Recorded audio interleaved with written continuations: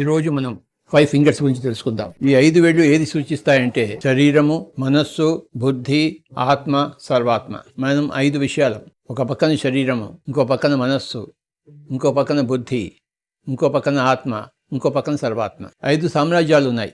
ఖనిజ సామ్రాజ్యము, వృక్ష సామ్రాజ్యము, జంతు సామ్రాజ్యము, మానవ సామ్రాజ్యము, దైవ సామ్రాజ్యం. ఖనిజ సామ్రాజ్యంలో శరీరం అంటూ లేదు, కానీ వృక్ష సామ్రాజ్యంలో ఒక మొక్క వస్తుంది, దానికి ఒక విత్తనం ఉంటుంది. మొట్టమొదటిసారిగా శరీరం అనేది వస్తుంది వృక్ష సామ్రాజ్యంలో. ఆ శరీరం అనేది మరింత ఉద్ధృతమవుతుంది జంతు సామ్రాజ్యంలో. మానవ సామ్రాజ్యంలో ఆ శరీరంతో పాటు ఒక మనసు కూడా వస్తుంది. వృక్ష సామ్రాజ్యంలో ఆ శరీరంతో ప్రాణం ఉంటుంది, స్వల్పమైన మనసు ఉంటుంది.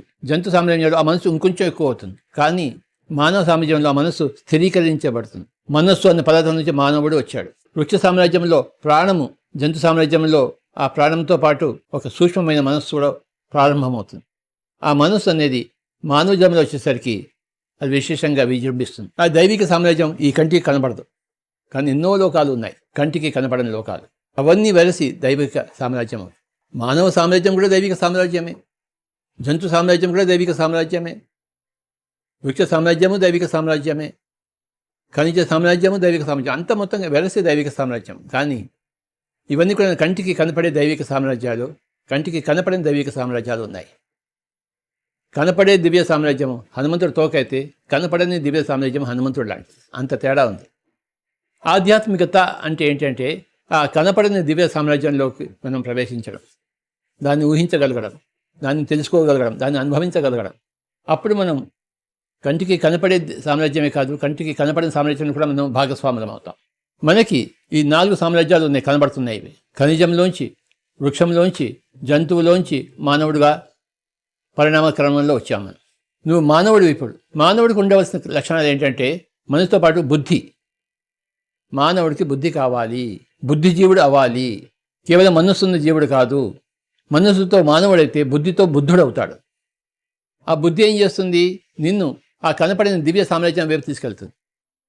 బుద్ధి 100కి 100 పాళ్ళు ఉన్నవాడు మనసును 0 చేస్తేనే బుద్ధి ఎక్కువ అవుతుంది. మనసు విజృంభిస్తే బుద్ధి తక్కువైపోతుంది. మనసు 100 ఉందనుకోండి, బుద్ధి 0 ఉంటుంది. మనసు 100, బుద్ధి 0 ఉన్నప్పుడు మన జ్ఞానేంద్రియాలు మనస్సుకి లోబడిపోయి ఉంటాయి. కానీ బుద్ధి 100, మనసు 0 అయినప్పుడు మన జ్ఞానేంద్రియాలు బుద్ధికి లోబడి ఉంటాయి, మనసుకు లోబడవు. ఎందుకంటే మనసు లేదు అక్కడ. అదే మనసును జయించడం అంటే అర్థం. బుద్ధి మధ్యవేలు అంటే ఏంటి? ఎప్పుడు మిడిల్ పాత్లో ఉండడం. దుఃఖానికి కృంగిపోవడము, సుఖానికి పొంగిపోవడము, మానానికి పొంగిపోవడము, అవమానానికి కృంగిపోవడము, ఇది మానవ లక్షణము. కానీ బుద్ధిమంతుడి లక్షణము దేనికి కృంగిపోడు. ఇటు ఊగడు, అటు ఊగడు. ఎంత అవమానం వచ్చినా సహిస్తాడు.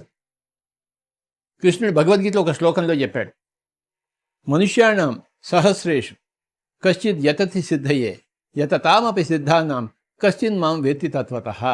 అంటే ఏంటి? మనుష్యాణం సహస్రేషు, వేల కొద్ది మనుషుల్లో, లక్షల కొద్ది మనుషుల్లో, కోట్ల కొద్ది మనుషుల్లో, కశ్చిత్ కొంతమంది సిద్ధయే, సిద్ధి కోసం ప్రయత్నిస్తుంటారు. సిద్ధి అంటే ఏంటి? బుద్ధే. సిద్ధి అంటే బుద్ధే. కనుక వేల కొద్ది మనుషుల్లో, లక్షలాది మనుషుల్లో కొంతమంది ఆ బుద్ధి కోసం ప్రయత్నిస్తూ ఉంటారు. అందరూ ప్రయత్నించరు.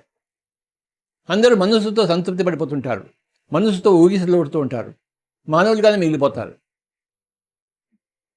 కొంతమంది మటుకు బుద్ధి కోసం ప్రయత్నిస్తుంటారు. అంటే బుద్ధి కోసం ప్రయత్నించే వేలాది మందిలో ఒకరో ఇద్దరు చేరుకుంటారు. ఎక్కడికి చేరుకుంటారు? బుద్ధి 100%. బుద్ధి 0 నుంచి 10 చేసుకుంటూ, 10 నుంచి 20 చేసుకుంటూ, 20 నుంచి 30 చేసుకుంటూ, 30 నుంచి 40 చేసుకుంటూ, 40 నుంచి 50 చేసుకుంటూ, 50 నుంచి 60 చేసుకుంటూ, 70కి పోతూ, 80కి పోతూ, 90కి పోతూ, 99కి పోతూ, 100 చేసుకున్నప్పుడు వాడు బుద్ధుడు. లక్ష్యం పెట్టుకుంటే దాన్ని సాధిస్తాము. కొన్ని రోజులు ఇటు అటు అయినా, కొన్ని క్షణాలు ఇటు అటు అయినా, కొన్ని యుగాలు ఇటు అటు అయినా లక్ష్యం ఉన్నది. ఏమిటా లక్ష్యం అంటే బుద్ధిమంతుడు కావాలి, బుద్ధుడు కావాలి. మనసు 0 అయినప్పుడే బుద్ధి 100 అవుతుంది. మనసు 100 ఉంటే బుద్ధి 0 ఉంటుంది. 100కి 99% బుద్ధి ఉన్నా, అంటే 1% మనసు ఉన్నా, అది ఒక ముళ్ళులా గుచ్చుకుంటూ ఉంటుంది, బాధను కలిగిస్తుంటుంది. నీకు ఎంత దుఃఖం ఉందో అంత మనసు ఉన్నట్టు లెక్క, ఎంత దుఃఖం లేదో అంత బుద్ధి ఉన్నట్టు లెక్క. ఏ విషయం నిన్ను బాధ పెట్టగలగకూడదు, అప్పుడు నీ బుద్ధి 100% ఉన్నట్టు. Thank you very much.